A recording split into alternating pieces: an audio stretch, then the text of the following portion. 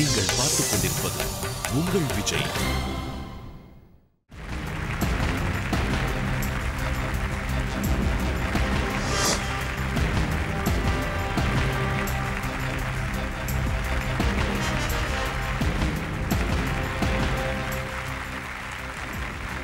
நீயா நானா ஒரு ரிப்போர்ட்டர் நிருபருங்கிற அடிப்படையில் உலக நாடுகளுடைய அரசியலை கூர்ந்து கவனிக்க ஒரு வாய்ப்பு இருந்திருக்கு.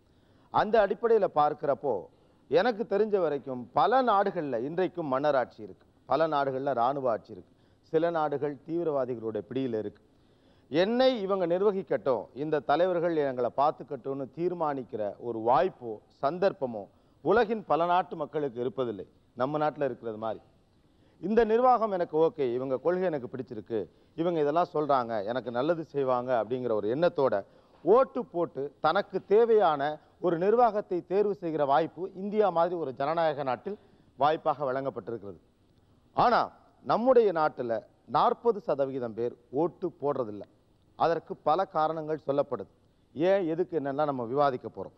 ஸோ இந்த அரங்கம் வித்திட்டு இருக்கக்கூடிய விஷயம் என்பது ஓட்டு போட வேண்டாம் அல்லது போட மாட்டோம், அதுக்கு பல காரணம் இருக்குன்னு சொல்ற சிலர், அதேபோல் ஓட்டு போடணும் ஏன் போடணும் அப்படின்னு சொல்லக்கூடிய காரணங்களை முன்வைக்கக்கூடிய சிலர். இவர்களோடு ஒரு இரு துருவங்கள் இங்கே சந்திக்க போகிறது. இந்த இரு துருவங்கள் மோதும் நீயா நானா. இது சமீபத்தில் நாம் கண்ட காட்சிகள். ஆண்களும் பெண்களும் தெருவில் இறங்கி போராடி பலியானது அதிகம். இங்கே இப்படி ஊரே திரண்டு போராட காரணம் எங்களுக்கு வாக்களிக்க உரிமை வேண்டும் என்பதற்காக. இதற்காக ஆயிரக்கணக்கானோர் உயிரிழந்தனர். இது நேபாளத்தில் என்றால் இதற்கு நேர் எதிராக நம் நாட்டில் எப்போதும் 40% மக்கள் வாக்களிப்பதில்லை. இந்தியாவின் ஸ்டார் வேட்பாளரான சோனியா காந்தியின் தொகுதியில் கூட 100 பேருக்கு 43 பேர் மட்டுமே ஓட்டளித்தனர். தமிழ்நாட்டில் நடந்து முடிந்த தேர்தலில் வாக்களிப்பு சற்று அதிகம் என்றாலும் எப்போதுமே சுமார் 40% பேர் வாக்களிப்பதில்லை. ஏன் இவர்கள் வாக்களிப்பதில்லை? ஓட்டு போட விருப்பம் இல்லை அல்லது ஓட்டு போட மாட்டோம் அப்படின்னு சொல்ற இந்த பக்கத்தை பார்க்கிறப்போ பெரும்பாலும் இளைஞர்கள் நிறைய பேர் இருக்கீங்க. ஒரு மேபி காலேஜ் படிக்கிறவங்களாவோ அல்லது வேலைக்கு சேர்ந்த புதிதில் இருப்பவர்களாவோ, 1-2 பெரியவர்களும் இருக்கீங்க. ரொம்ப பெரியவர் கூட ஒருத்தர் இருக்கார். எனக்கு ஓட்டு போட விருப்பம் இல்லைன்னு நீங்க சொல்றதுக்கு என்ன காரணம்? முதல்ல ஒரு ஜனநாயக நாட்டில் இருக்கீங்க, ஓட்டு போட மாட்டேன், எனக்கு ஓட்டு போடுறதுல விருப்பம் இல்லப்பா அப்படின்னு நீங்க சொல்றதுக்கு என்ன காரணம்? பேசிக் நீட்ஸ், சரி, ஒரு சாலை வசதி, குடிநீர், பாதுகாக்கப்பட்ட குடிநீர், இருப்பிடம் எதுவுமே கிடையாது. ஸ்கூலுக்கு போனோம் அப்படின்னா ஏழை படிக்க கூடாது அப்படின்றதுக்காகவே கல்வி கட்டணத்தை உயர்த்திடுறான். எப்படி படிக்க முடியும்? இது இல்ல படிச்சு முடிச்சிட்டு வேலைக்கு போனா என்னுடைய கேள்வி என்பது இதையெல்லாம் உணர்ந்துதான் அல்லது இதனால வருத்தப்பட்டு தான் நீங்க ஓட்டு போறது இல்லையா?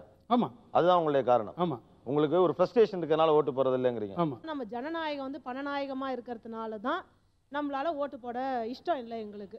ஏழையின் ஏக்கம் எட்டி பிடிக்கும் உயரத்தில், கல்வியின் ஏக்கம் கற்போரின் நெஞ்சத்தில், ஓகே, சிந்தனையின் ஏக்கம் சிறக்கும் வரை, அழுகியின் ஏக்கமோ சிரிக்கும் வரை, உணவின் ஏக்கம் முன்னும் வரை, வள்ளுவனின் ஏக்கமோ வான் உலகம் வரை, என்னை போன்ற இளைஞர்களின் ஏக்கமோ ஓட்டு போட்டு பயனில்லை என்று கூறும் வரை. காந்திக்கு கைத்துப்பாக்கி, ஓகே, இந்திரா காந்திக்கு AK-47, ராஜீவ் காந்திக்கு மனித வெடிகுண்டு, ஓகே, இப்படி நம்ம பரிசா கொடுத்துட்டு. உங்களுடைய பேர் சுசீந்திரன். உங்களுக்காக உழைத்த தலைவர்களுக்கு தான் அது விழுந்திருக்கு, உங்களுக்கு விழல. 108 கோடி பேரோ அல்லது தலைவருக்கே விழுந்த அடி ஏன் ஒரு தொண்டனுக்கு விழாது?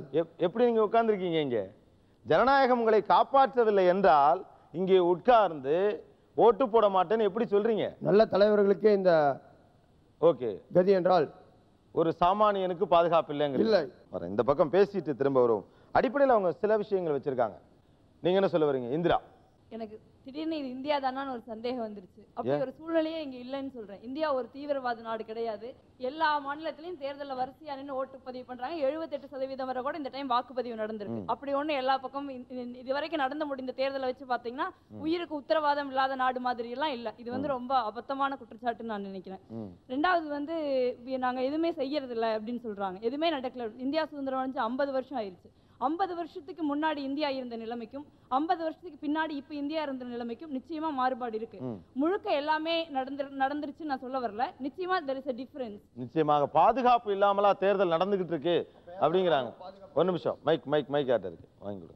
அப்ப ஏன் சார் காவல்துறை இருந்தும் ராணுவம் பாதுகாப்புக்கு வருது? ராணுவம் பாதுகாப்புக்கு வருது. பாதுகாப்புக்கு எங்க வருது? ஒரு சொசைட்டியில் நீங்க எடுத்துக்கிட்டீங்கன்னா அரசியல்வாதிகள் மட்டும் சமூகம் கிடையாது, பலவிதமான மனிதர்கள் இன்க்ளூடிங் ரவுடிகள் கூட அங்க இருக்காங்க. யாராவது ஒருத்தர் இல்ல நம்ம நாட்டுக்கு வேண்டாத ஒரு நாடு தேர்தல் முறையை சீர்குலைப்பதற்காக கூட ஏதாவது ஒரு வாக்குச்சாவடியில் அவங்க எதையாவது நடத்த முடியும். சோ அப்படிப்பட்ட சூழ்நிலையில கூட ராணுவம் பாதுகாப்புக்கு தேவைப்படுது. கோயில் திருவிழாவுக்கு பாதுகாப்பு போடுறோம், அதுக்காக இப்படி சாமி தான் பாத்துக்குமே சும்மா இருக்க முடியுமா? கோயில் திருவிழாவுக்கு பாதுகாப்பு போடுறாங்க தானே. கோயில் திருவிழாவில் 1000 பேர் கூடுறாங்கன்னா 50 போலீஸ், 50 நேரம் கூடனா 500 போலீஸ், ஒரு இத்தனை பேருக்கு ஒரு போலீஸ்னு இருக்கு. ஸோ ஒட்டுமொத்தமாக தேர்தலுக்கு ஒரு மிகப்பெரிய விஷயம் நடக்கிறப்போ அதுக்கு பாதுகாப்பு கொடுக்குறாங்க. பட் இதுலேருந்து டைவர்ட் ஆகி போகிற மாதிரி கூட நான் ஃபீல் பண்ணுறேன். என்னன்னா எலெக்ஷனில் ஓட்டு போடாததுக்கும் தேர்தல் நடைமுறைகளை பற்றி நம்ம பேசிக்கிட்டு இருக்கிறப்போ விஷயம் என்னன்னா, ஏன் ஓட்டு போட மாட்டோம், எதுவுமே செய்யலை அப்படிங்கிறதுக்காக ஓட்டு போட மாட்டோம் அப்படிங்கிறீங்க. அவங்க ஒன்றும் செய்யாமல் 50 வருஷத்தில் இவ்வளோ வளர்ந்துருக்கோங்கிற ஒரு விஷயத்த முன்வைக்கிறாங்க. சொல்லுங்க. வாக்களிப்பதற்கு உரிமை எப்படி வேண்டும், எல்லோரும் வாக்களிக்க வேண்டும் என்கின்ற கோரிக்கை எப்படி வைத்திருக்கிறோமோ அப்படி நாங்கள் இன்ன காரணத்திற்காக வாக்களிக்க விரும்பவில்லை என்கிற ஒரு பட்டனையும் வைக்க சொல்லி கோரிக்கை வைத்திருக்கிறோம். ஏன் அந்த கோரிக்கையை நிறைவேற்றவில்லை என்கிற காரணத்தை நீங்கள் தெரிந்து கொண்டால் நாங்கள் இப்பொழுது ஏன் வாக்களிக்க வேண்டாம் என்று சொல்கிறோம் என்பதை நீங்கள் புரிந்து கொள்ள வசதியாக இருக்கும். ஓகே, என்ன காரணம் சொல்லுங்க. 33% இட ஒதுக்கீட்டை பற்றி பேசுகிறார்களே, இந்தியா என்று ஒரு தேசம் இருந்ததா என்று கேட்கிற போது ஆம் என்னுடைய தேசம் இந்தியா, அதற்கு ஒரு தேசிய கொடி என்று தன்னுடைய ஆடையை கிழித்து தந்தாலே அந்த அம்மை தில்லையாடி வள்ளியம்மை, அந்த அம்மையை நினைத்தாவது 33% இடஒதுக்கீட்டை இன்றைக்கு கூட கொண்டு வரவில்லையே, ஏன் வாக்களிக்க வேண்டும் என்று கேட்கிறோம். சரி, 65% மேலாக இளைஞர்கள் இருக்கிறார்களே, அவர்களுக்கு என்ன வாய்ப்பினை இந்த தேர்தல் அமைப்பு கொடுத்திருக்கிறது என்று பார்க்கிற போது நிச்சயமாக 65% இளைஞர்களுக்கு வாய்ப்பு கொடுக்கவில்லை. அன்றைக்கும் இந்தியா கொந்தளிக்குதே, சண்டையில் வந்து நிற்குதே என்று சொன்னோம். மண்வெட்டி கூலி தினல் ஆச்சே, எங்கள் வாழ்வடியும் தோல்வடியும் போச்சே என்று சொன்னோம். இன்றைக்கும் அந்த நிலை மாறவில்லை. ஏன்? நாடு முன்னேறவில்லையா? திட்டங்கள் தீட்டவில்லையா? ஏன் அடித்தட்டு மக்களுக்கு அது வந்து சேரவில்லை? இந்த தேர்தல் அமைப்பு முறையிலே கோளாறு இருக்கிறது என்று நாங்கள் சொல்கிறோம். தேர்தல் அரசியலே தப்புங்கிறீங்க? இல்லை, தேர்தல் அமைப்பு முறையிலே தவறு இருக்கிறது என்று சொல்கிறோம். இது கொடுக்கிற வாய்ப்புகளை எல்லாம் இந்த மக்களுக்கு வந்து சேர்கின்ற வாய்ப்பினை தட்டி தடவி பறித்துக் கொள்கின்ற வாய்ப்பை பெற்றிருக்கிறது. இரட்டை ஆட்சி முறை என்று சொல்லுவார்கள் இந்த பாராளுமன்ற ஆட்சி முறையை. திட்டமிடுவதற்கு ஒரு அமைப்பு, செயல்படுத்துவதற்கு ஒரு அமைப்பு, போராட்டம் நடத்துவதெல்லாம் செயல்படுத்துகிற அமைப்பின் முன்னாலே தேர்தலில் நின்று வென்றவர்கள் ஒரு பக்கம், தேர்வெழுதி வென்றவர்கள் ஒரு பக்கம். இரட்டை ஆட்சி முறையினுடைய நிலையிலே ஒரு மாற்றத்தை கொண்டு வர வேண்டும். எனவே எனக்கு வாக்களிக்க விருப்பம் இல்லை என்கிற கொள்கை உரிமையை மக்கள் பெற்றிருக்கிறோம். நமக்கு ஓட்டு உரிமை 18 வயது ஆனால் ஓட்டு உரிமை உண்டு என்பதை நமக்கு கொடுத்திருக்கிறார்கள். நாம் நாட்டை யார் ஆண்டால் என்ன பண்ணலாம், எல்லாரும் ஒவ்வொருத்தர் வந்து நாட்டில் ஒவ்வொரு நன்மைகளை தான் செய்யறாங்களே வழிய தீமைகள் யாரும் பண்ணல. அதனால் ஓட்டு உரிமை நம்ம விட்டு கொடுக்க கூடாது. ஓட்டு போட மாட்டேன்னு சொல்ற பலருமே இளைஞர். அதற்கு பெரும்பாலான காரணம் என்ன? இளைஞர்கள்ட்ட வரிசையா கொடுங்க. இளைஞர்கள் அது எதிர்ப்பை பதிவு செய்யணும். இது வரைக்கும் இருக்கிற அரசியல்வாதிகள் மீதான அதிருப்தியை பதிவு செய்யறதுக்காக தான் ஓட்டு போடாமல் இருக்கிறது. அந்த 49 பயன்படுத்துறது. இது வரைக்கும் எந்த ஒரு அரசியல்வாதியாலையும் லஞ்சத்தை ஒழிக்க முடியல. எந்த அரசியல்வாதியாலையும் லஞ்சத்தை ஒழிக்க முடியல. ஓகே, அடுத்த பொருட்டை கொடுங்க. ஏமா நீங்க ஓட்டு போட விரும்பல? மக்களினோட அடிப்படை வசதிகளையே தீர்க்க முடியாத அரசியலுக்கு நான் ஓட்டு போட விரும்புகிறேன். அப்படிப்பட்ட ஒரு அரசியல் எனக்கு வேண்டாம் அப்படிங்கிறீங்க. நீங்க? நான் தொடர்ந்து ஏமாற விரும்பல. தொடர்ந்து ஏமாற விரும்பல. எண்ணற்ற குற்றச்சாட்டுகள். நான் ஏன் வாக்களிக்க விரும்பல அப்படிங்கிற விஷயத்துக்கு எவ்வளவோ விஷயங்களை அவங்க முன் வச்சிருக்காங்க. இந்த அரசியல் மீது எனக்கு நம்பிக்கை இல்லை, யாரும் எதுவும் எனக்கு செய்யல, நான் ஏன் ஓட்டு போட்டு என் ஓட்டை வேஸ்ட் ஆக்கணும் அப்படிங்கிறாங்க. ஒரு சிறிய இடைவேளைக்கு பிறகு இதற்கான பதிலை உங்களிடமிருந்து எதிர்பார்க்கிறேன். ஒரு சிறிய இடைவேளைக்கு பிறகு மீண்டும் சந்திப்போம். Neeya Naana?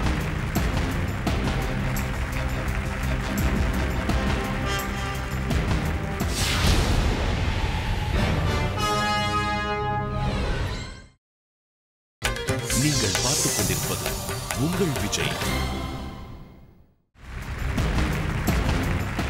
Welcome back to Neeya Naana. Last பிரேக்ல சரமாரி குற்றச்சாட்டுகள்.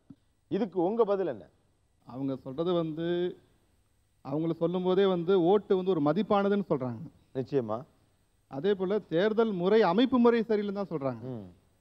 அப்போ அடிப்படை கோளாறு எங்கே இருக்குன்னு சொன்னாக்கா, 100 கோடி மக்கள் வாழக்கூடிய நாட்டில் 100 கோடி மக்களுக்கு மக்களால் தேர்ந்தெடுக்கப்பட்ட ஒரு நிர்வாகம் வேண்டும், அமைப்பு வேண்டும். அதுக்கு ஏதாவது ஒரு சிஸ்டம் வேணும் இல்லை? அந்த சிஸ்டம் தான் இந்த தேர்தல். அப்போ ஓட்டு போட்டால் தான் இந்த சிஸ்டம் ஒன்று உருவாகும். இவங்க சொல்கிறதெல்லாம் அமைப்பில் இருக்கிற சில குறைபாடுகள். எந்த குறைபாடுகளும் அதை தீர்க்கிறதுக்கு ஒரு அமைப்பு வேண்டும். அதுதான் ஜனநாயகம்.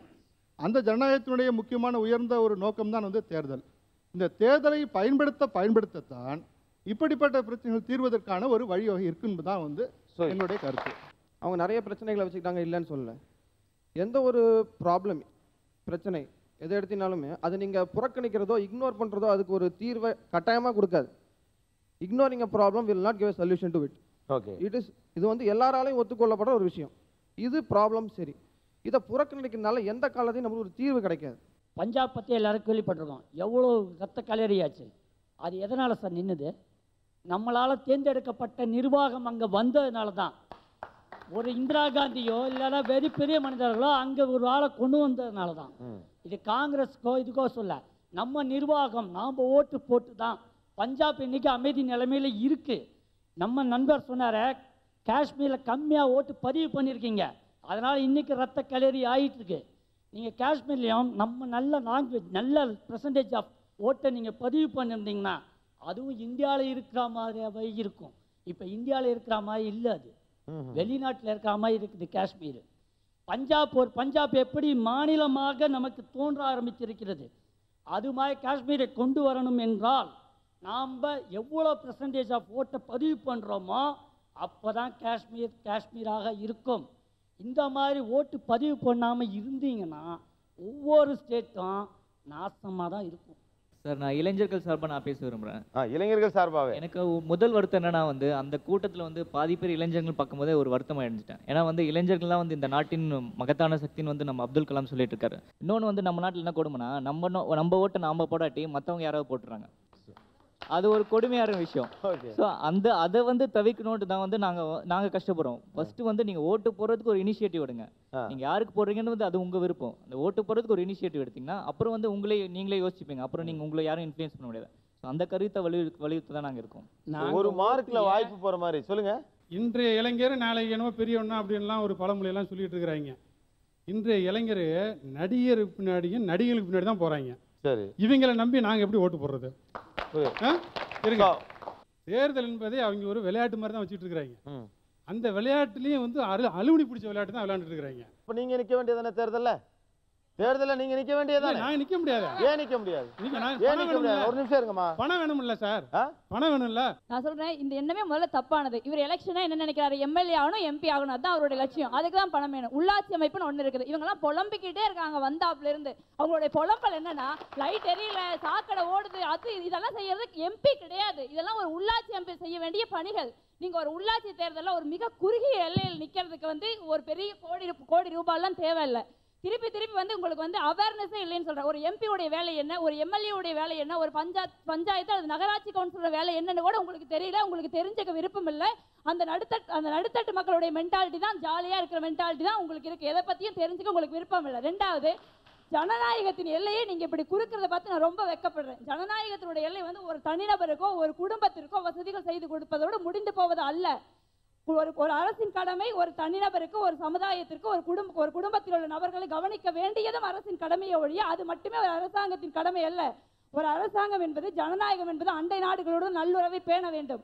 அண்டை நாடுகளுடன் வணிக ரீதியான உறவுகளை கொள்ள வேண்டும். இதெல்லாம் இன்னைக்கு நேற்று இல்லை, உலகம் தோன்றிய காலத்திலிருந்து இருந்துகிட்டே இருக்கு. ஒரு நாட்டின் பாதுகாப்பை ஒரு அரசாங்கம் உறுதிப்படுத்த வேண்டும். இதெல்லாம் செஞ்ச அப்புறம் தான் நாங்கள் கார்கில் வார் நடந்து கொஞ்சம் கொஞ்சமாக சிப்பாய் வந்துகிட்டே இருந்தால் இங்கே எம்பி எம்எல்ஏ கூட்டி தொடச்சிக்கிட்டு இருந்தால் ஒன்றும் நடக்காது. அவன் தூக்கிட்டு போயிட்டே இருப்பான். ரெண்டாவது ஒரு விஷயம் நீங்கள் திருப்பி சொல்றது ரொம்ப சுயநலமான ஒரு எல்லைக்குள்ள நிறுத்துறீங்க. ஜனநாயகம்ங்கிறது ஒரு பெரிய அமைப்பு, ஒரு மிகப்பெரிய தத்துவம். இந்த தத்துவத்தை அடையிறதுக்காக தான் 300 வருஷம் நம்ம போராடி இருக்கோம். இந்த ஓட்டுரிமைக்காக, இந்த பேச்சுரிமைக்காக. இங்க நான் லட்சக்கணக்கான பேர் செத்துருக்கான். அவன் உங்களை மாதிரி வீட்டுல உட்காந்து ஒண்ணுமே நடக்கலையே, வெள்ளக்காரன் போக மாட்டேங்கிறானே அப்படின்னு சொல்லிட்டு இருந்தா எதுவுமே நடந்திருக்காது. இது ஒரு 300 வருஷம் போராட்டத்தில் நம்ம சுதந்திரத்தை அடைஞ்சிருக்கோம். அதே மாதிரி டெமோக்ரஸி ஸ்ட்ரென்தன் பண்ணணும் அப்படின்னா பல வருஷம் போராடணும். அப்பதான் வந்து ஒரு அமைப்புல பிரச்சனைகள் இருக்குது அப்படிங்கிறதுக்காக அந்த அமைப்பை குப்பைன்னு சொல்லக்கூடாது. நீங்க விதையே ஊனாம எனக்கு வந்து மரம் கனி கொடுக்கலன்னு சொல்லிக்கிறது உங்களுக்கே அபத்தமா இல்லையா நான் கேட்கிறேன். ஒரே போட்டாங்க சும்மா ஜஸ்ட் லைக் தட் சொல்லாம ஒரு வேலிட் பாயிண்ட், ஒரு தொலைநோக்கு பார்வையோட ஜனநாயகத்துடைய பின்னணி உங்க முன்னால வச்சிருக்காங்க. ஓட்டு போடாதது வெட்கக்கேடாதான் அவங்க நேரடியா சொல்ல வந்த விஷயம். ஓட்டு போடாதது வெட்கக்கேடுன்ட்டாங்க. உங்களுக்கு வயசு என்ன? 23 வயசு. 23 வயசு. நீங்க தேர்தல்ல நிக்கலாம்ல? தேர்தல்ல நிக்கலாம். நீங்க நிக்கிறதுக்கு தடை இல்லைல? தடை நிறைய தடை. தலைவர் தேர்தல் போட்டியில நீங்க ஏன் போட்டியிட கூடாது? அதுக்கான தடைகள் வந்து உள்கலவரங்கள் நிறைய இருக்கு சார். இந்திரா அப்படியே ஒரு ஸ்டேஷன் இருக்கு. நான் வந்து ஒரு பஞ்சாயத்து யூனியன் கவுன்சிலர். நான் என்னோட ஃபர்ஸ்ட் எலெக்ஷன் நிக்கல, எனக்கு 21 வயசு. யாரு செய்யலன்னு சொல்லிட்டு இன்னைக்கு செகண்ட் எலெக்ஷன் ஜெயிச்சிருக்கேன். நான் ஒரு உள்ளாட்சி ஒன்றிய கவுன்சிலரா 10 வருஷத்தை கம்ப்ளீட் பண்ணிருக்கேன். எவ்வளவு விஷயங்களை எங்க ஊருக்கு செஞ்சிருக்கோம். நம்ம வந்து முன்னெடுத்து காலை வைக்காம நீங்க என்னைக்காவது போய் நாமினேஷன் ஃபைல் பண்ணிருக்கீங்களா? யாராவது உங்க நாமினேஷன் புடிங்க கிழிச்சு போட்டுருக்காங்களா? எதுவுமே செய்யாம உட்கார்ந்துகிட்டு எனக்கு அது நடக்கல இது நடக்கல எதுவுமே நடக்காது. ரெண்டாவது இன்னொரு விஷயம் சொல்றேன். நீங்க யாருக்கெல்லாம் வக்காலத்து வாங்கிட்டு வர்றீங்களோ அந்த ஏழை மக்கள், சாதாரண மக்கள், குடிசைகள் வாழ்கிற மக்கள், கிராமப்புறங்களில் இருக்கிற மக்கள், அவர்கள் போடுகிற ஓட்டு தான் இந்த 50% ஓட்டு. இன்னைக்கு உங்களுக்கு கிடைக்கிற சலுகைகள் எல்லாம் அவர்கள் கொடுத்த சலுகை. நீங்கள் வந்து அந்த 58% மக்கள் வந்து குழம்பிக்கிட்டு இருக்கல. நீங்க வந்து உண்மையிலேயே அப்படி நினைச்சீங்கன்னா அந்த 58 மக்கள் போட்டளித்து உங்களுக்கு வருகிற சலுகைகளை, அரசாங்கத்தின் மூலம் நடக்கிற விஷயங்களை வேண்டாம் என்று தூக்கி எறியுங்கள். அனைவருக்கும் அந்த சலுகை சென்று சேராத வரை அந்த சலுகை எனக்கும் வேண்டாம். அனைவருக்கும் அந்த சலுகைகள் சென்று சேராத வரை அந்த சலுகை எனக்கும் வேண்டாம். அனைத்து மக்களையும் அந்த சலுகை போய் சேருதுன்னா அந்த சலுகையை ஏத்துக்கிறதுக்கு நானும் தயாரா இருக்கேன் சார். ஒரு ஏழைக்கு போகாத சலுகை அதே ஏழை சமுதாயத்திலிருந்து வந்து சேருகின்ற எனக்கும் வேண்டாம்னு நான் சொல்றேன் சார். நீங்க என்ன படிக்கிறீங்க? நான் வந்து எம்ஃபில் எண்டோக்ரைனாலஜி பண்ணிட்டு இருக்கேன். MPhil endocrinology. எந்த பள்ளிக்கூடத்துல படிச்சீங்க? நான் படிச்சதெல்லாம் கிராமத்துல தான் படிச்சேன். கிராமத்து பள்ளிக்கூடத்துல எந்த பள்ளிக்கூடத்துல படிச்சீங்க? கவர்மெண்ட் பள்ளிக்கூடத்துல படிச்சீங்க. அரசாங்கம் தந்த கல்வி, அந்த அரசாங்கம் மக்களால் தேர்வு செய்யப்பட்ட ஒரு அரசாங்கம். அடுத்தது அதற்கான நாங்க படிச்சு முடிச்சு இப்ப வரும்போது தானே எங்களுக்கு அந்த ஞானம் எல்லாம் வந்திருக்கு. இந்தியா மாதிரி இவ்வளவு மக்கள் தொகை இருக்கக்கூடிய ஒரு ஜனநாயக நாட்டில் உங்களுக்கு கல்வி இலவசம், பள்ளிக்கூடத்துல ஸ்டேஷனரி இலவசம், போறது இலவசம், மெடிக்கல் காலேஜ் சீட்டு இலவசம், இவ்வளவு இலவச மின்சாரம், உலக வங்கி சொன்னாலும் ஒத்துக்கிட்டாலும் ஓட்டுக்காகவாது இலவச மின்சாரம், இவ்வளவு வசதி கொடுத்துருக்கு. எல்லாத்தையும் தானே அனுபவிச்சு வந்திருக்கோம். உங்க ஹையர் செகண்டரி எங்க படிச்சீங்க? சரி சார், நீங்க சொல்றீங்க இந்த இலவசம் இங்க உட்கார்ந்துருக்க என்ன வேணா சென்று அடைஞ்சிருக்கலாம். இதே மாதிரி இந்தியாவில் எடுத்துக்கிட்டீங்கன்னா அவங்க சொன்னாங்க என் தொகுதியில எல்லா திட்டங்களையுமே நான் நிறைவேற்றிட்டேன், எல்லாமே தன்னிறைவாயிருச்சுன்னு சொல்லிட்டு. இந்தியாவில் 80% கிராமம் இருக்கு சார். இவங்க சொன்ன எல்லா தகுதிகளுமே எல்லா திறமைகளுமே நிறைவேறி இருந்துச்சுன்னா இந்தியா பொருளாதாரத்திலையும் சரி எல்லாத்திலையும் சரி ஒரு வல்லரசா உருவாயிருக்கும். ஏன்னா இந்தியாவில் 80% கிராமங்கள் இருக்குது சார். Very good. நீங்க ஒரு ஆயுதத்தை இந்த தேசத்தினுடைய நிர்வாகத்தை உருவாக்குவதற்கு பயன்படுத்துறீங்கன்னா அதே நிர்வாகத்தில் இருக்கக்கூடிய தவறுகளை சுட்டி காட்டுவதற்கு அந்த ஆயுதத்தை பயன்படுத்துறோங்கிறாங்க அவங்க. ஒரு நியாயமான விஷயமா தெரியுது. எல்லாம் தன்னிறைவு அடைஞ்சிருச்சுன்னு சொல்ல முடியாதானே? நான் வந்து தன்னிறைவு அடைஞ்சிட்டுன்னு சொல்ல, 10 வருஷமா நாங்க அதுக்கு முயற்சி பண்ணிக்கிட்டு இருக்கோம். இன்னும் 10 வருஷம் கூட அதுக்காகலாம். ஆனா நாங்க ஒர்க் பண்ணிட்டு இருக்கோம் அப்படிதான் சொன்னேன். ஒர்க் பண்றதுக்கான ஸ்பேஸே இல்லைன்னு அவங்க சொன்னதுக்கு. உங்களுக்கு தெரியுமா சுதந்திரத்தோட விலை என்னன்னு? இதே பக்கத்துல இருக்கிற நேபாளத்துல அங்க கொடுங்க. இதே பக்கத்துல இருக்கிற நேபாளத்துல உங்கள மாதிரி என்ன மாதிரி அவங்க மாதிரி இவங்க மாதிரி எல்லா வயதில் இருக்கிறவரும் எல்லா வர்க்கத்தில் இருக்கிறவர்களும் தெருவில் இறங்கி போராடிட்டு இருக்காங்க 2 மாசமா. பாதி பேர் செத்து போயிட்டான். ரொம்ப தூரம் இல்லை, இவட பக்கத்தில் இருக்கிற ஒரு நேபாளம். சுதந்திரத்தின் விலை என்ன தெரியுமா? எதுக்கு போராடுறாங்க, எதுக்கு செத்துட்டு இருக்கான், எதுக்கு அடி வாங்குறான், எதுக்கு போய் ஜெயில கிடக்கான்? தேர்தலை நடத்து. ஒரு தேர்தல் இல்லாத ஒரு நாடு என்றால் நீங்கள் இந்தியாவில் தேர்தல் இல்லை என்ற ஒரு தேதி வருமானால் நீங்களும் நானும் இதே தெருவில் இறங்கி தேர்தலை நடத்த சொல்லி போராடுவோம். தயவு செய்து படியுங்கள், சுற்றி இருக்கிற விஷயங்களை பாருங்கள், மற்ற நாடுகளில் என்ன நடக்கிறது என்று யோசியுங்கள். ஜனநாயகத்தின் விலை என்பது வெறும் ஓட்டுடைய அல்ல. அதை தான் நான் திரும்ப திரும்ப சொல்லிக் கொள்கிறேன். ஜனநாயகம் என்பது மிகவும் ஒரு உயர்ந்த விஷயம். உங்கள் வீட்டிலும் என் வீட்டிலும் விளக்கெரியவில்லை என்பதற்காக, உங்கள் வீட்டிலும் என் வீட்டிலும் லைட்டர், உங்கள் வீட்டிலும் என் வீட்டிலும் மற்ற வசதிகளை அரசாங்கம் கொண்டு வந்து கதவை தட்டி கொடுக்கவில்லை என்பதற்காக ஜனநாயகத்தை விலையாக நாம் கொடுத்து விட முடியாது. எப்படி உங்களுக்கு ஓட்டு போடணுங்கிற சுதந்திரம் இருக்கோ அதே சுதந்திர இந்தியாவில் எனக்கு ஓட்டு போடக்கூடாதுங்கிற சுதந்திரமும் இருக்குது. ஒரு சிறிய இடைவேளைக்கு பிறகு இதற்கான பதிலை இந்த பக்கத்திலிருந்து கேட்டு தெரிந்து கொள்ளலாம். மீண்டும் சந்திப்போம். நீயா நானா?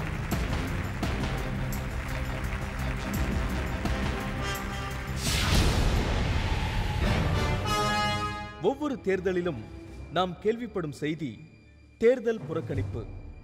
இவற்றில் ஓரளவு தார்மீக கோபம் தெரிகிறது. அதற்கு உதாரணம் இது.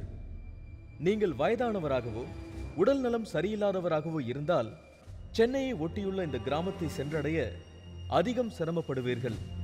நீண்ட நாட்களாக சாலை மற்றும் அடிப்படை வசதிகள் குறைவான இந்த கிராமத்தை நாங்கள் அடைந்தபோது எங்களை வரவேற்றது இந்த பேனர். ஊருக்குள் நுழைய அனுமதி மறுத்த பலரையும் மீறி ஏன் வாக்களிக்கவில்லை என்று அங்குள்ள ஒரு பெண்மணியிடம் கேட்டபோது, நாங்கள் இந்த ஓட்டு போடாதனால ரொம்ப வருத்தமாக இருக்கோம். எங்கள் கையிலலாம் பாருங்கள் மை வச்சிருக்கா பாருங்கள். யாருமே போய் இந்த ஊர் ஃபுல்லாக மொத்தமே அது எல்லார் கையுமே இப்படி தான் இருக்கும். மை இருந்த அடையாளமே இல்லை. எங்களுக்கு எந்த வசதியும் கிடையாது. ஒரு ஹாஸ்பிட்டலுக்கு போகணும், அர்ஜென்ட்டுக்கு ஒரு மளிகை சாமான் வாங்க போகணும், ஒன்றும் கிடையாது இந்த ஊரில். இந்த ஊரை பார்க்குறீங்களா எப்படி இருக்கு? சீக்கிரமாக வராது. இதற்கடுத்து நாங்கள் சென்றது நந்தம்பாக்கம். இன்கன்வீனியன்ஸ் கூட மக்களை எப்படி பாதிக்கிறது என்பதற்கு இந்த கிராமம் ஒரு உதாரணம். இப்போ நம்ம ஊரில் 564 பேர் இருக்கிறோங்க. ஒருத்தர் கூட ஓட்டு போடவே இல்லை. ஓட்டு போடாதனால ரொம்ப கஷ்டமாக இருக்குது, வருத்தமாகவும் இருக்குது. இப்போ இத்தனை வருஷமாக ஒரு 100 வருஷமாக நாங்கள் இங்கேயே போட்டிருந்தோம். எங்களுக்கு புத்தி தெரிஞ்சு இங்கேயே ஓட்டு போட்டுருந்தோம். இப்போ பிறப்பு 2 வருஷமாக 2 வாட்டியாக போடுறதில்ல, ஓட்டு இங்கே போடுறதில்லை. நாங்கள் இங்கேருந்து சுமார் ஒரு 5-6 கிலோமீட்டர் தொலைவில் ஓட்டு போட சொல்லிட்டாங்க. போன வாட்டி பூத்து இறக்க விடாத பண்ணி நாங்கள் ஓட்டு போடாதே விட்டுட்டோம். இந்த வாட்டியும் அதே மாதிரி செய்துட்டாங்க. அது ரொம்ப வருத்தமாக இருக்குது எங்களுக்கு. தோறுது அந்த ஸ்கூல் தான் எங்களுக்கு பூத்து. இங்கே போடுறத விட்டுட்டு நீங்கள் 5 கிலோமீட்டர் தொலைவில் போய் போடுங்கன்னா வயசானவங்களாம் எப்படி போய் போடுவாங்க? கிட்டத்தட்ட 2-2.5 கிலோமீட்டர் தொலைவில் இருக்க அந்த பூத்துக்கு போய்ட்டு வாக்களிக்க சொல்லி எங்களுக்கு அந்த மாதிரி ஒரு இன்ஸ்ட்ரக்ஷன். ஸோ இங்கே பார்த்தீங்கன்னாக்கா வயசானவங்க எல்லாமே நிறைய பேர் இருக்காங்க. அவங்களெல்லாம் நாங்கள் எப்படி கூட்டின்னு போவோம், எப்படி இது பண்ணுவோம். ஆனால் இங்கே பலதரப்பட்ட கட்சிக்காரங்க இருக்கும். இருந்தாலும் நாங்கள் எல்லா கட்சிகளும் ஒன்று சேர்ந்து இதை நாங்கள் புறக்கணித்து நாங்கள் இந்த மாதிரி பண்ணியிருக்கோம். இந்த 2 கிராமத்தினரும் ஏதோ ஒரு தார்மீக கோபத்தில் வாக்களிக்கவில்லை என்றாலும் அவர்களில் பலருக்கு தாங்கள் ஓட்டு போடவில்லையே என்ற வருத்தம் இருக்கத்தான் செய்கிறது.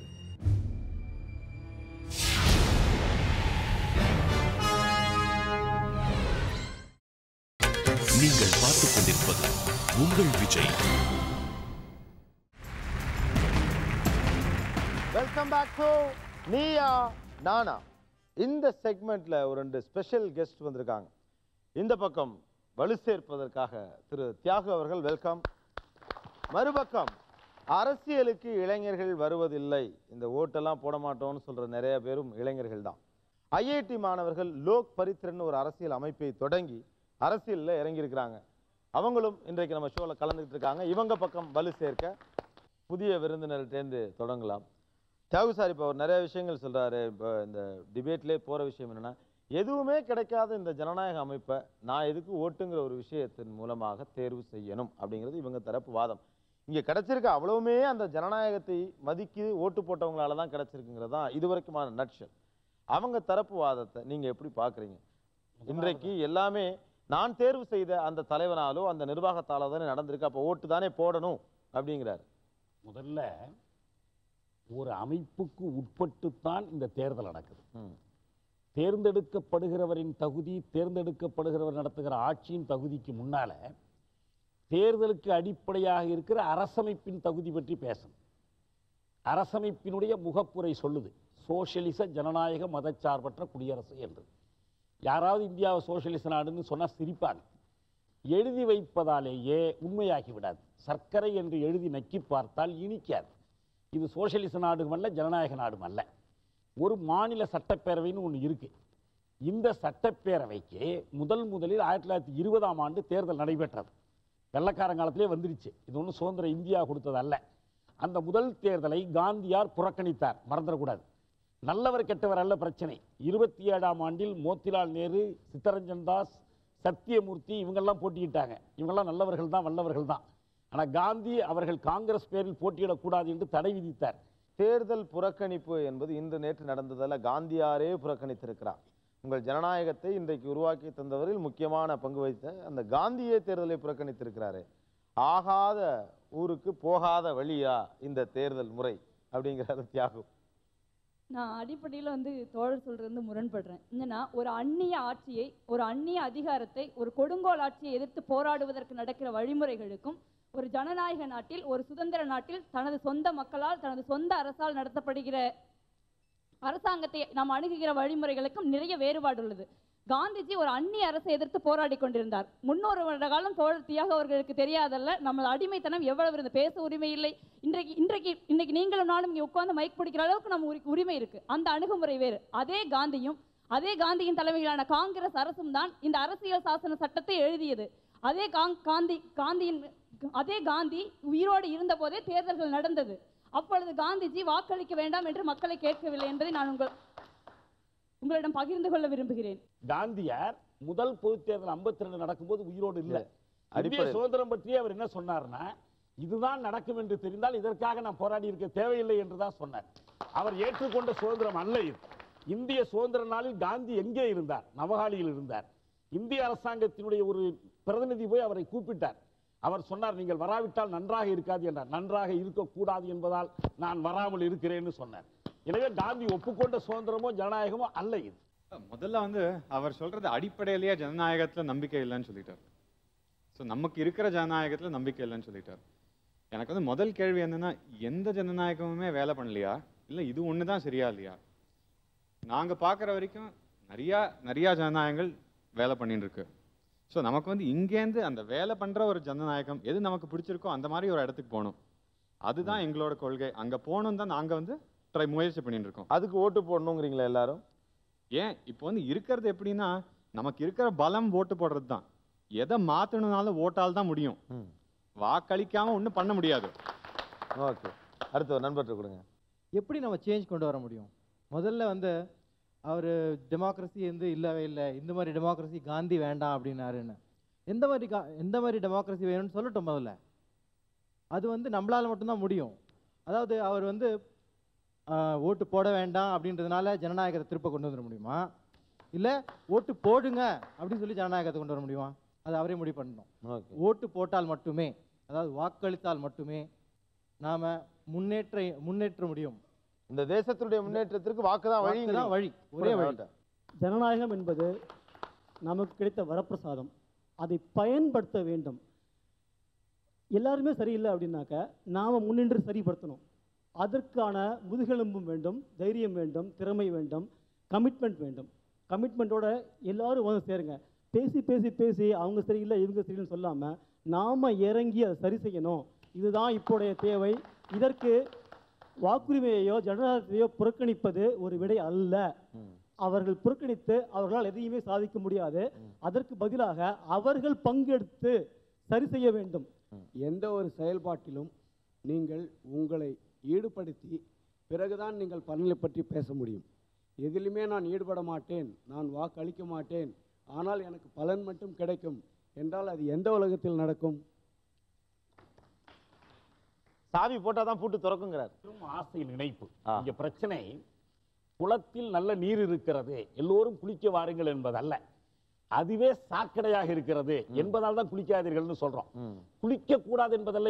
அவங்க என்ன சொல்றாங்கன்னா சாக்கடையில் குளிக்க கூடாது. அவங்க என்ன சொல்றாங்கன்னா சாக்கடையா இருந்தா இறங்கி சுத்தம் பண்ணேன்னு சொல்றாங்க. இறங்கி சுத்தம் செய்வதற்கு இந்த அமைப்பு இடம் தந்தால் செய்யலாம். குளத்திலேயே தண்ணி இல்ல, அது சாக்கடையா இருக்கு, அதனாலதான் அதுல குளிக்காத அப்படின்னு அவங்க சொல்றதா தியாகு சொல்றாரு. இறங்கி சுத்தம் பண்ண வந்திருக்கோன்னு இவங்க சொல்றாங்க. ஒரு சிறிய இடைவேளைக்கு பிறகு மீண்டும் சந்திக்க போகிறோம், மோத போகிறோம். நீயா நானா?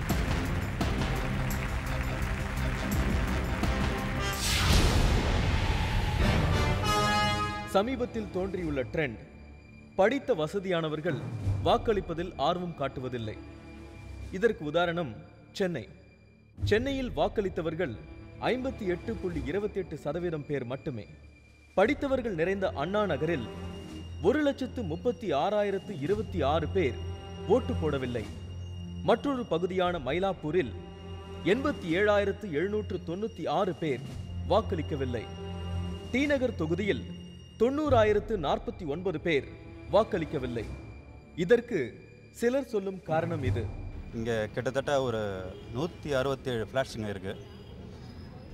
இதில் பார்த்தீங்கன்னா இதில் 50% கூட ஓட்டு போட்டிருக்க மாட்டாங்கன்னு நினைக்கிறேன். நான் ஓட்டு போடல. ஒரு நாள் லீவ் கிடச்சி நான் அவுட் ஆஃப் ஸ்டேஷன் போயிட்டேன். பூத்துக்கு போனோம் ஓட்டு போடுறதுக்கு. லிஸ்ட்டில் நேம் இல்லாதனால என்னோடய ஃபேமிலியில் உள்ள எல்லா மெம்பர்ஸ்க்கும் லிஸ்ட்டில் பேர் இல்லாதனால திரும்ப அனுப்பிட்டாங்க. ஓட்டு போட முடியல. இந்த எலெக்ஷனில் ஓட்டு போட முடியல because I am just working in a private sector. So important meeting இருந்தது. ஸோ அட்டன் பண்ணுறதுக்காக போயிட்டேன். மோஸ்ட்லி ப்ரைவேட் செக்டர்ஸ் பார்த்தீங்கன்னா அன்றைக்கி வந்து ஆஃபீஸ் ஒர்க்கிங் ஹவர்ஸ் இருந்தது. ஸோ அதனால் போட முடியல. ஓட்டு போடலன்றது ரொம்ப வருத்தமாக இருக்குது.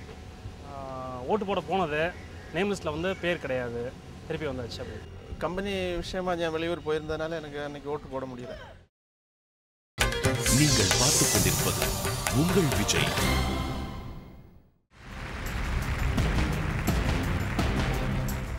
Welcome back to Neeya Naana. Thiyagu sir last செக்மெண்ட்ல ஒரு முக்கியமான விஷயத்தை முன் வச்சார். இந்த ஜனநாயகங்கிற குளத்துல சாக்கடை தானே இருக்கு அப்படின்னு. நீங்க சுத்தம் பண்ணிட முடியுங்கிற நம்பிக்கை இருக்கா? வாக்குங்கிற அந்த விஷயத்தை வச்சும் அல்லது தேர்தலுங்கிற அந்த ஜனநாயக முறை அமைப்பை வச்சும் இந்த ஜனநாயகம்ங்கிற குளத்தை சுத்தம் பண்ணிட முடியுமா? ஆமா, டெஃபினெட்லி கண்டிப்பா முடியும். உங்கள்ட்ட கொடுங்க, இந்திராட்ட கொடுங்க. நீங்க எப்படி நினைக்கிறீங்க? நிச்சயமா முடியும். வாக்குகள் மூலமாக ஜனநாயகம் தூய்மைப்படுத்தப்படும் நினைக்கிறீங்களா? ஜனநாயகத்துல பல வழிகள் இருக்கு. அதுல ஒரு வழி வாக்கு. இன்னொரு வழி வந்து இப்ப இவ்வளவு நேரம் விவாதம் நடந்தது, ஜனநாயகமே வேண்டாம், சுதந்திரமே வேண்டாம், ராணுவ ஆட்சி நடக்கட்டும், சர்வாதிகார ஆட்சி நடக்கட்டும். அதுல இன்னொரு இந்த அரசியல் அமைப்பு நமக்கு வழங்கி இருக்க ஒரு நல்ல விஷயம், நீங்க தெருவில் இறங்கி போராட முடியும். அதுதான் தோழர் தியாகு சொன்னாரு. நாங்கள் ஏன் தேர்தலிலே வாக்களிக்க மாட்டோம் ஒரு விஷயத்தையுமே அவங்க சொல்லல. ஒன்னு சொல்றாங்க எங்களுக்கு கல்வி கிடையாது, 2 எங்களுக்கு வேலை வாய்ப்பு கிடையாது, 3 கிராமத்தில் இருக்கக்கூடிய உழவனுக்கு தண்ணீர் கொண்டு செல்லவில்லை, தண்ணீர் கொண்டு வந்து கொடுப்பதற்கு இந்த அரசாங்கம் தயாராக இல்லை. அவர்கள் வைத்த குற்றச்சாட்டுகள் ஒரு அடிப்படையா விஷயம் பார்த்தீங்கன்னா, இந்த நாட்டில இருக்கக்கூடிய ஏழை உழவர்கள் எல்லாம் அணை கட்டி பக்ரானங்கள் சட்லஜ் அணைகள் எல்லாம் கட்டியவர் யார் தெரியுமா சார்? என்னால் வாக்களித்து இந்தியாவினுடைய பிரதமராக தேர்வு செய்யப்பட்ட ஜவஹர்லால் நேரு. உயிருக்கு பாதுகாப்பு இல்லைன்னு சொல்றாரு ஒருத்தர். இந்த நாட்டினுடைய மக்களின் மீது தாக்குதல் நடத்துவதற்காக 3 முறை அண்டை நாடு போர் தொடுத்த பொழுது தடுத்து நிப்பாற்றி இந்த நாட்டுடைய மக்களை காப்பாற்றியவர் என்னால் வாக்களிக்கப்பட்டு பிரதமராக தேர்வு செய்யப்பட்ட இந்திரா காந்தி. அடுத்தது சொல்றாங்க டெக்னாலஜி இம்ப்ரூவ்மெண்ட் இல்லைன்ட்டு. என்னால் வாக்களிக்கப்பட்டு தேர்வு செய்யப்பட்ட ராஜீவ் காந்தி தான் இந்த நாட்டிற்கு டெக்னாலஜியை கொண்டு வந்தார். அதனால அவங்க சொல்ற வாதங்கள் அடிப்படையிலே நியாயமற்ற வாதங்களாக இருக்கிறது. தொழில்நுட்பம் கொண்டு வந்தாங்க. தொழில்நுட்பம் கொண்டு வந்து எந்த அளவுக்கு வேலையின்மை ஒழித்தார்கள். முதல் 5 ஆண்டு திட்டத்தின் போது லட்சக்கணக்கில் இருந்த வேலை இல்லாதவர்கள் எண்ணிக்கை இன்றைக்கு கோடிக்கணக்கில் பெருகி இருக்கிறது. சென்னையில் 500-600 பேர் வேலை செய்யக்கூடிய தொழிற்சாலைகளை திறந்து கேபிட்டல் இன்டென்சிவ் மூலதனத்திற்கு முனைப்பு தருகிற தொழில்நுட்பங்களை கொண்டு வந்து ஆயிரக்கணக்கான தொழிலாளர்களை வீட்டுக்கு அனுப்பி இருக்கிறாங்க. போராட்ட உணர்வு இங்கே மங்கி இருக்கிறது. அதுதான் இத்தனை புலம்பல்களுக்கும் காரணம். போராடணும்னா நீங்க களத்துக்கு இறங்கி வரணும். உங்க லைஃபுக்கு பாதுகாப்பு இல்ல, நீங்க டிவி பார்க்க முடியாது, schedule life, so called schedule லைஃப்ல இருந்து நீங்க விலகிடுவீங்க. அதுக்கு நீங்க பயப்படுறீங்க. அதுக்கு சொல்ற ஒன் ஆஃப் தி ஆப்ஷன் தான் பல பயம். அவங்க சோம்பேறித்தனம், ஓட்டு போடாதனால சோம்பேறித்தனம் அங்க கொடுங்க. அதான் சொல்ல வராங்க அவங்க. அல்டிமேட்டா இந்த இளைய தலைமுறை மேல அவங்க மட்டும் இல்ல, பொதுவாகவே ஒரு குற்றச்சாட்டு வைக்கப்படுகிறது. இந்த கொள்கை, கோட்பாடு, நாடு, ஜனநாயகம், ஜிடிபி, அது இது எல்லாத்தையும் தாண்டி உங்களுக்கு ஓட்டு போட விருப்பம் இல்லை சார். என்னுடைய அடிப்படை கேள்வி என்பது இதுதான். நீங்கள்லாம் ஆத்திரத்தால் ஓட்டு போடலையா? கொள்கை பிடிக்காததால ஓட்டு போடலையா? அரசியல் சிந்தனைகள் தவறு என்பதால ஓட்டு போடலையா? சலிப்பால ஓட்டு போடலையா? இந்த வெயில்ல போய் நான் எதுக்கு நிக்கணும்னு? ஏன்னா ஒரு நாள் ஓய்வு, வேலை பார்க்கிறவனுக்கு ஒரு நாள் ஓய்வு, ஒரு நாள் ரெஸ்ட், வீட்டில் டிவி பார்க்கலாம். எதுக்கு நான் போய் வரிசையில் நிற்கணும்? 85 வயசு ஒரு கிழவர் வந்து ஓட்டு போடுறாரு, 25 வயது இளைஞன் ஓட்டு போடுறானான்னு தெரியல. அரசியல் இல்லாமல் இங்கே என்ன நடந்திருக்கு? அரசியல் இல்லாமல் இந்த தேசத்தில் என்ன நடந்திருக்கு? இந்தியாவுடைய ஒட்டுமொத்த உள்நாட்டு உற்பத்தி என்ன? உலக வங்கியினுடைய கடன் என்ன? வேலைவாய்ப்பு நிலவரம் என்ன? கலிபோர்னியா கனவுகளோடு இங்கே கம்ப்யூட்டரை தடவி கொண்டிருக்கக்கூடிய இளைஞர் கூட்டத்தின் எண்ணிக்கை என்ன? திருமணமாகாத பெண்களின் எண்ணிக்கை என்ன? கிராமத்தில் வாழ்வாதார பிரச்சனைகளை சந்தித்துக் கொண்டிருக்கக்கூடிய மக்களின் மனநிலை என்ன? ஒட்டுமொத்த படித்தவர்களுடைய சதவீதம் என்ன? தீவிரவாத போக்கினுடைய எண்ணிக்கை என்ன? இது எதை பற்றியாவது ஒரு ஸ்டாட்டிஸ்டிக்ஸாவது ஓட்டு போட மாட்டேன்னு சொல்ற உங்ககிட்ட இருக்கா? அப்போ எதுவுமே செய்யாம என்னதான் நடக்கும்? நடந்து போகிற போது தடுக்கி கூட தான் விழுவும். அதுக்காக நடக்காம இருக்க முடியுமா? நீங்க ஓட்டு போடலன்னு சொல்றது சித்தாந்தங்கள் அடிப்படையிலும் சீரிய சிந்தனையின் அடிப்படையில் சொல்றீங்களா? இந்த நாட்டோட வளர்ச்சிக்கு இந்த தேர்தல் முறை எந்த விஷயத்தையும் செஞ்சு கொடுக்கல. இவர் சொன்ன மாதிரி இந்த ஜனநாயகமே தவறுன்னு நான் சொல்றேன். இது ஏற்றுக்கொள்ளப்பட்ட ஜனநாயக நெறிமுறையே அல்ல. இந்த ஜனநாயகத்தை நான் ஏன் ஓட்டால் ஆதரிக்கணும்னு தியாகு சார் சொல்றாரு. அந்த மாதிரி ஒரு சீரியஸான விஷயத்தை மனசுல வச்சுட்டு ஓட்டு போட மாட்டோம்னு இளைஞர் சமுதாயம் சொல்லுதா? இல்ல எனக்கு போய் ஓட்டு போட முடியாதுங்கிறதுக்கு 1008 சப்பக்கட்டு கட்டுதா? இந்திரா சொல்லுகிற மாதிரி உங்களுக்கெல்லாம் ஒரு பெரிய இந்த ஜனநாயகத்தின் மீதான அபிப்பிராய குறைவுனால ஓட்டு போடாம இருக்கீங்களா? ஜனநாயகத்தோட அவநம்பிக்கையில தான் ஓட்டு போடுறீங்க. ஜனநாயகத்தோட அவநம்பிக்கை தான் ஓட்டு போடுறீங்க. நிச்சயமா வரிசையில் நின்று ஓட்டு போறது உங்களுக்கு வருத்தம் கிடையாது. மனசை தொட்டு எல்லாருமே அப்படித்தான் ஓட்டு போடாம இருக்கமா?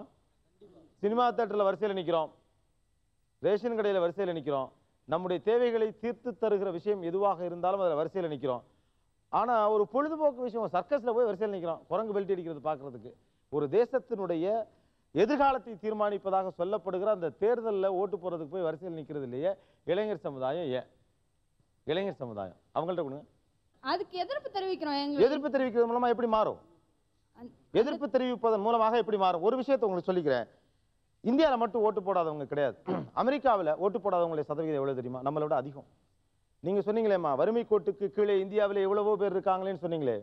அப்படி பார்த்தா அமெரிக்காவில் பெரிய ஒன்றும் வறுமை தாண்டவ மாடலை. உலகத்துடைய ஒட்டுமொத்த சொத்தையும் ஒரு இடத்துல குவிச்சு வச்சுருக்காங்க.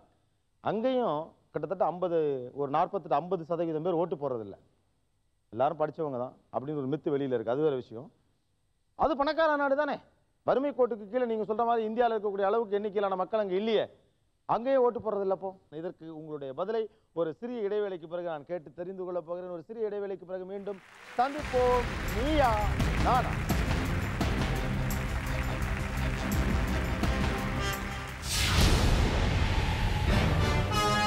எப்போதுமே குறைவாக வாக்களிக்கும் இன்னொரு தரப்பு பெண்கள். எப்போதும் 50% குறைவாகவே வாக்களிக்கின்றனர்.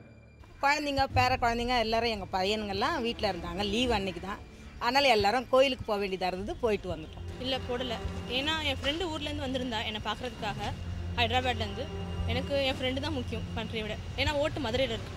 ஸோ போட முடியல. அன்றைக்கி ஹாலிடேனால நாங்கள் ஃபேமிலியோட வீட்டில் தான் இருந்தோம். வெளியே போகவும் விரும்பலை. ஒரே வெயிலாக வேற இருந்தது. We enjoyed ourselves in the house only. எனக்கு வந்து இந்த வருஷம் தான் ஃபர்ஸ்ட் எனக்கு ஓட்டு போடுறதுக்காக எங்கள் அப்பா வாங்கி கொடுத்தாரு ஓட் கார்டு. நான் போட விரும்பலை. இங்கே பாருங்க நான் ஓட் போடுறேன். அன்றைக்கி என் ஃப்ரெண்ட்ஸ் எல்லாருக்கும் கவர்மெண்ட் ஹாலிடே ஒரு நாள் கிடச்சதால நாங்கள் எல்லாரும் பிக்னிக் வந்தோம். As a citizen of India அவங்கவுங்க டியூட்டினா கரெக்டாக செய்யணும். வீட்டு வேலைகளில் கவனம் செலுத்தும் இவர்கள் ஏன் ஓட்டு போடுவதில் ஆர்வம் காட்டுவதில்லை? கிரிக்கெட் விளையாடவும் டிவி பார்க்கவும் செல்போனில் நேரத்தை செலவு பண்ணவும் செய்யும் இந்த நவீன இளைஞர்களின் ஃபேஷன் வேர்ல்ட். எங்களுக்கு பாலிடிக்ஸ் பிடிக்காது. அது மட்டுமல்ல, ஓட்டு போடுவதிலும் ஆர்வம் காட்டுவதில்லை. நான் ஈரோடு ஹாஸ்டலில் படிக்கிறேன். என்னோட நேட்டிவ் வந்து மதுரை. ஓட்டு போடணுக்காக 2 நாள் ஸ்பெண்ட் பண்ணி நான் போகணும் மதுரைக்கு. அதனால் ஓட்டு போடல. ஓட்டு போடுறதுக்கு லைனில் போய் நின்னோம். அது கியூ பெருசாக இருந்தது. வேலை நிறையா இருந்தது. சரி அதுக்கப்புறம் முடிப்பாங்கன்னு பார்த்தோம். கடைசியில் முடியல. சரி அப்படியே வந்து வேலை போயிட்டோம்.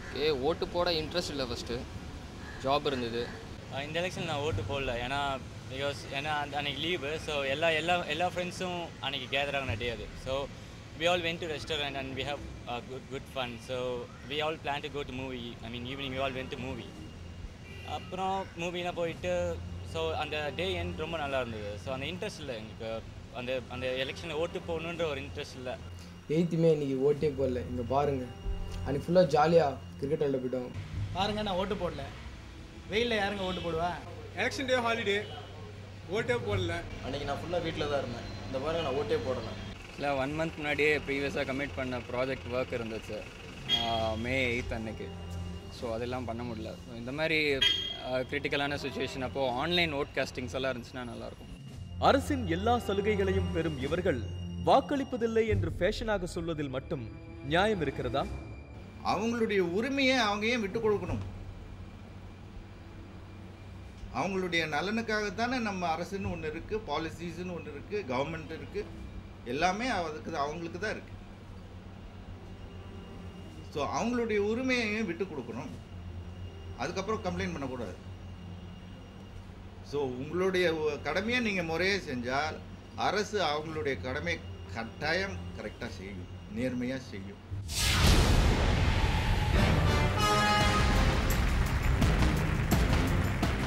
Welcome back to Neeya Naana. இந்த லாஸ்ட் செக்மெண்ட் ரொம்ப சீரியஸான பல விஷயங்கள் முன்னால் வச்சிருக்கு. மக்கள் பலரும் ஓட்டு போடுறாங்க. ஏழை மக்கள் ஓட்டு போடுறாங்க. அதனால ஒரு நிர்வாகம் அமையுது. அந்த நிர்வாகம் அமைஞ்ச பிறகு அந்த நிர்வாகத்தாலோ அந்த அரசாங்கத்தாலோ கிடைக்கிற சலுகைகளை அனுபவிக்கிற நீங்கள் ஓட்டு போட மாட்டோம்னு சொல்றதுக்கு எந்த உரிமையுமே இல்லைங்கிறாங்க. ஒரு மனிதன் அடிபட்டிருக்கிற பொழுது அந்த வலி வேதனை பல வகையில் வெளிப்படுத்துவான். அம்மா வழைக்கலாம், அப்பா வழைக்கலாம். அதனால் அம்மா தான் மருத்துவரான்னு கேட்க முடியாது. நம்ம ஒரு குறையை வெளிப்படுத்துகிற முறை. அம்மான்னு அலறதுனாலே அம்மா தான் மருத்துவர்னு அர்த்தம் இருக்கக்கூடாது. அதுதான் புரிந்து கொள்ளலாது. அவங்க வெளிப்படுத்துகிற முறை அது. நண்பர் அவர்கள் ஜனநாயகம் சாக்கடையாக இருக்கிறது என்று கூறுகிறார்கள். நீங்கள் சாக்கடையாகவே வைத்து கொண்டிருந்தால் அதனுடைய உயர்வு வந்து கொண்டே இருக்கும். உங்களுக்கு நாற்றம் அதிகமாகி கொண்டே இருக்கும். ஒரு காலகட்டத்தில் நாம் முழுவதுமாக மூழ்கப்படுவிடும். பட்டு விடுவோம். The way to hell is paved with good இன்டென்ஷன்ஸ்னு சொல்லுவாங்க ஆங்கிலத்தில். நரகத்துக்கு கூட நல்ல நோக்கங்களோடு போகிறவர்கள் பல பேர் போகிறார்கள்.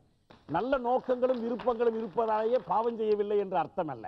இங்கே கேள்வி நல்ல நோக்கம் இருக்கிறதா இல்லையா என்பதல்ல, அந்த நல்ல நோக்கத்தை நிறைவேற்றுவதற்கான கருவிகள் இருக்கிறதா இல்லையா என்பதுதான். ஒரு உண்மையான குதிரை மீது ஏறினால் நீங்கள் பயணம் செய்யலாம். குடைராட்டினத்தில் இருக்கிற குதிரை மீது அந்த குதிரை தான் சரியில்லை, வேற ஒரு பொம்மை குதிரையை வைத்து நான் ஏறிக்கொள்கிறேன் என்றால் சுற்றி சுற்றி வர முடியுமே தவிர இலக்கை போய் சேர முடியாது. ஒரு அருமையான, ஒரு இன்ட்ரெஸ்டிங்கான, இன்டெலெக்சுவலான ஒரு மிகப்பெரிய விஷயம் பற்றி இரு தரப்பிலிருந்து விவாதம் பண்ணியிருக்காங்க. ஜனநாயகம் இந்தியாவினுடைய அடையாளங்களில் ஒன்று. மக்கள் தொகை அடிப்படையில் பார்க்கிற போது இந்தியா ஒரு மிகப்பெரிய ஜனநாயக நாடு. விரும்பினாலும் விரும்பாவிட்டாலும் அரசியலமைப்பு சாசனங்களை உள்வாங்கி கொண்டு ஜனநாயகத்தின் அடிப்படையிலே வாக்கு என்கிற ஒரு விஷயத்தை கையில் வைத்துக்கொண்டு அதன் மூலமாக நிர்வாகத்தை தேர்வு செய்யக்கூடிய வாய்ப்பு வழங்கப்பட்ட ஒரு பேறு பெற்ற ஒரு நாடாக இது இருக்கிறது.